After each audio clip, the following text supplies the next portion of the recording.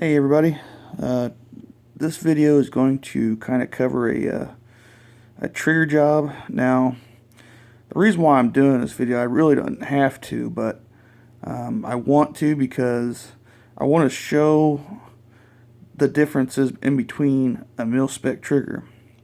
Now, from what I was reading about the mil-spec trigger in a parts kit, when you build one or when you buy a gun that's just mil-spec, nothing else, the trigger pull can range from like 5.5 pounds all the way up to 9.5, which to me that's crappy, man. I mean, a 9.5 pound trigger pull, that's going to affect your accuracy. It's going to affect everything. I mean, it's going to have so much pull on it that you're actually going to, in my eyes, you're going to torque the gun, resulting in bad accuracy.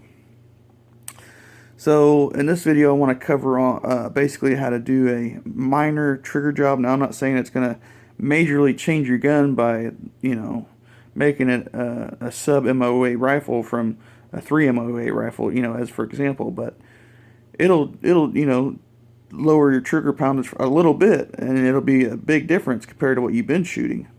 If you shoot a lot of mil-spec AR-15s and you do this the way I show how to do it, you'll be surprised, and it'll feel like a world of a difference by lowering it by about 1 to 2 pounds.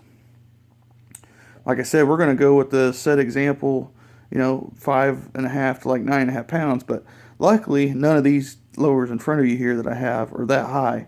They each range from about, my newest one, which is the middle one there, believe it or not, is 4 pounds, and I can't remember. I can't remember what happened or why it's like that. I don't know if I messed with the trigger already on it a long time ago, because I've had the parts kit for this middle one and the stock for a couple years now, and I can't remember exactly what happened.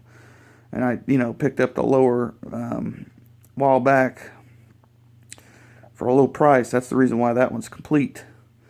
But I got my scale out, my trigger pull gauge, and actually measured all three of these. And for some reason, like I said, the middle one here is 4 pounds. I'm not joking. I mean, I'm going to actually use that one as an example and show you guys. And the one on the left here is my carbine lower, which is probably about 5.5. It's not too bad. And then the one on the right here is my bull barrel range gun, bench gun lower, which is about 5.5. Just depends where the actual hook grabs the trigger itself. But like I said, I'm going to go ahead and show you guys the pull on the middle one, just to show you that it is a 4 pound trigger, which is really awesome for an AR lower. So I'm going to go ahead and pause the video real quick and get set up and show you the actual trigger poundage, and then we'll get into how to make a mil-spec trigger lighter, or a trigger job on it, basically by polishing it. Now, I'm not going to go into the detail of all dismantling the whole lower and all that good stuff to get to the trigger. I'm just going to go do that off camera, and then show you what actually you can do to actually, make your trigger better. So, like I said, I'm going to go ahead and pause the video and show you the trigger poundage on this one, and then we'll get to all the good footage and good stuff to get where you need to go. So, alrighty, I'll be right back. Okay, we got the gauge set up there. Now I want to get this set up, and I'm going to have my finger right here at the hammer because I don't want it to hit the lower. Okay.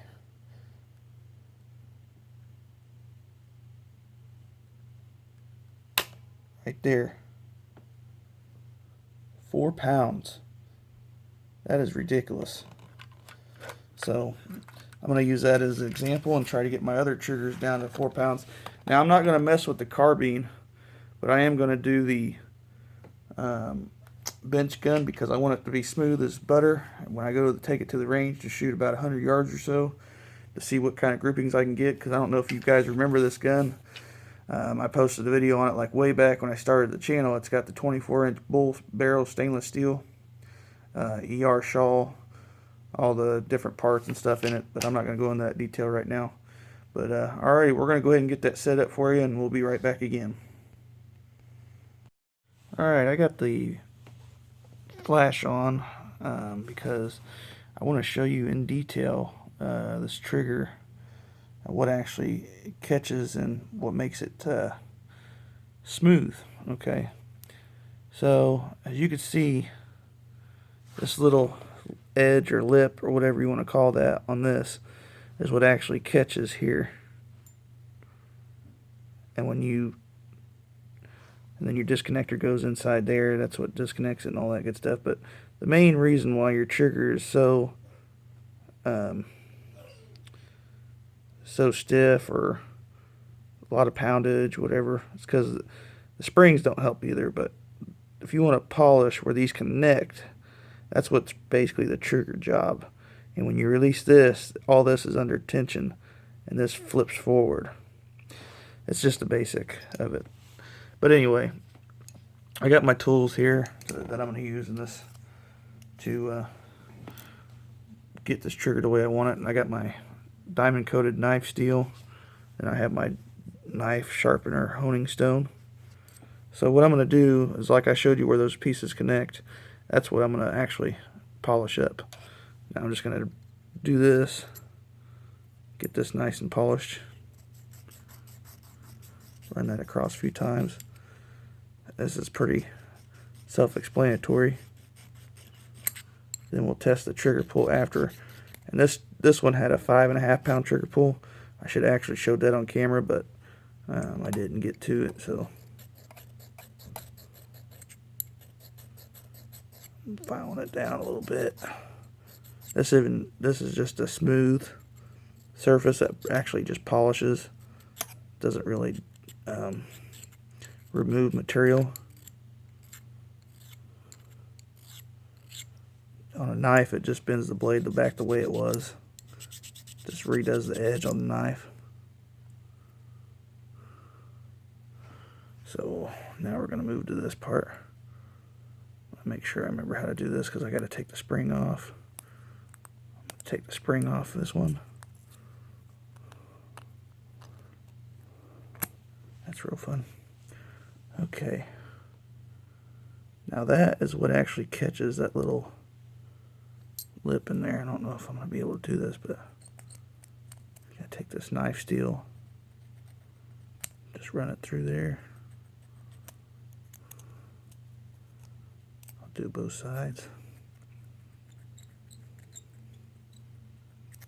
And this is going to smooth it out. Sandpaper will work too. I just don't have any, or emery cloth.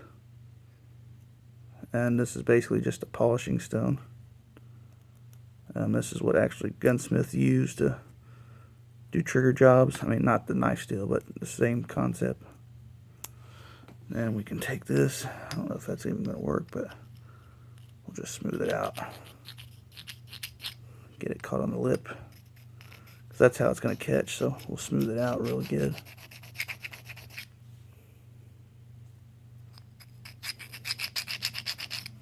We'll do this one.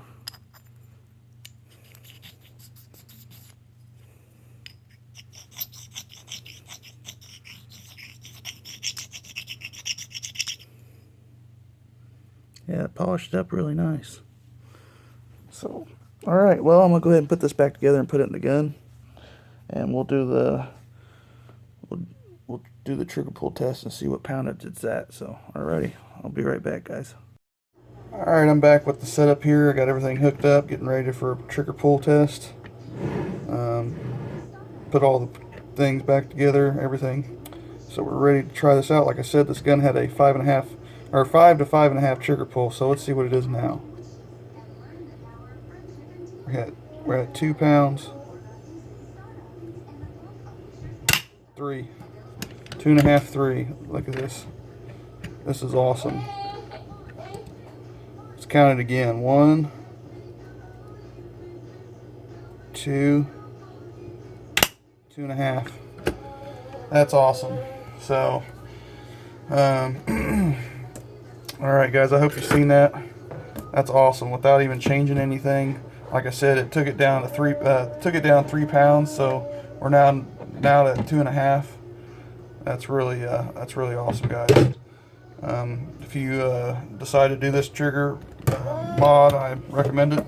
It's highly recommended. I believe, I mean, that right there goes to show that is ridiculous. I mean, I only spent 3 minutes to polish that trigger, to do a trigger job, and it took it down to 2.5 pounds. So anyway, guys, I'm gonna go ahead and get off here. I hope you liked what you've seen, and if you like this video, please comment, rate, and subscribe, and everything else.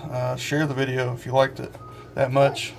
Anyways, I'm gonna get off here, guys. As always, thanks for watching.